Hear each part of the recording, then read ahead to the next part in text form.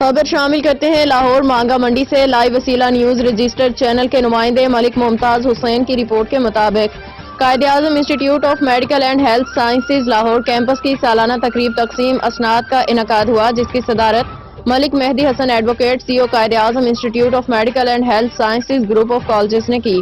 تقریب میں bureau chief Koh Noor News Chaudhry Shahbaz Arain, chairman Sehar media group Malik Yamin Awan, Sardar Khalid Abbas Jatoi, صدر press club Chung doctor Nadeem Asif Chaudhry سمیت علاقہ بھر کی تعلیمی سماجی مذہبی شخصیات نے شرکت کی۔ 2 سالہ میڈیکل کورسز میں پاس ہونے والے اسٹوڈنٹس میں ڈپلومہ، اسناد، شیلڈز اور میڈلز تقسیم کیے گئے۔